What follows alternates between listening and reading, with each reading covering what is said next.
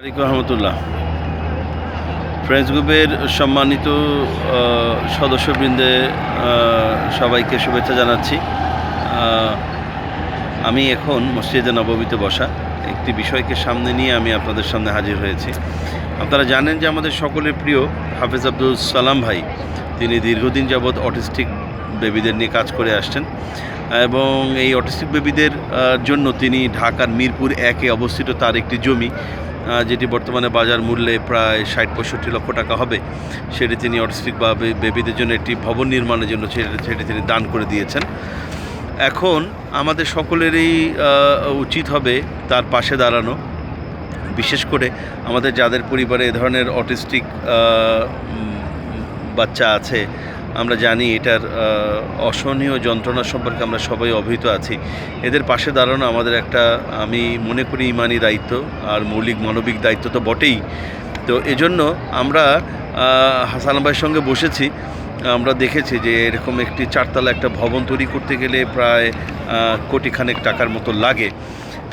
এটা 4তলা ভবনের ভিতরে আবার আপনার প্রতিটি ফ্লোরে 4টি করে ইউনিট হবে, তার মানে প্রায় 16টি ইউনিট পাওয়া যাবে, যেখানে 50 জন অটিস্টিক বেবিকে এখানে আপনার সার্বক্ষণিক দেখভাল করা, তাদের শিক্ষা, চিকিৎসা, বাসস্থানের ব্যবস্থা করা যাবে।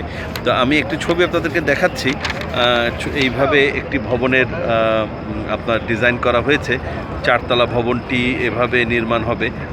এটা আপনার তুরাগ নদীর পাড়ে, টঙ্গী তুরাগ নদীর পাড়ে, আপনার মিরপুর বেড়িবাঁধের কাছে পড়েছে জায়গাটি, এবং মনোরম একটা পরিবেশ, যেখানে আশা করছি যে ভবনটি করা গেলে সমাজের অসহায় অবহেলিত যে সমস্ত বেবিরা আছে, যাদের বাবা মারা তাদের বাচ্চা পরিপালনের ক্ষেত্রে সত্যি হিমশিম খাচ্ছেন, তাদের পাশে দাঁড়ানোর একটা সুযোগ, বিশাল একটি সুযোগ, এবং ওই সমস্ত অসহায় ব্যক্তিদের পাশে দাঁড়ানো এবং তাদের খেদমত করার একটা সুযোগ আমার মনে হয় পাওয়া যাবে। তো আমরা সবাই মিলে যদি এগিয়ে আসি, তাহলে এই কাজটি বড় কোনো কাজ হিসেবে থাকবে না, কিন্তু একের জন্য তো আসলে অবশ্যই এটি অনেক বড় একটি কাজ। তো আমি আশা করছি যে ফ্রেন্ডস গ্রুপের সম্মানিত সদস্যবৃন্দ, আপনারা যারা আছেন, আমার এই ভিডিও দেখার পরে আপনারা যে যার সামর্থ্য অনুযায়ী আপনাদের দান সদকা, সামনে এই যে রমজান মাস, আপনারা প্রত্যেকেই জাকাত আমাদের হয়েছে, জাকাতের টাকাও আমরা বিভিন্ন মসজিদ মাদ্রাসা এখানে দান করি। তো এবারে জাকাতের টাকাটা যদি আমরা এভাবে অটিস্টিক বাবুদের কল্যাণে যে হোম তৈরি হচ্ছে, অটিস্টিক কেয়ার হোম, এখানে যদি আমরা দিতে পারি, আশা করি যে আল্লাহ রাব্বুল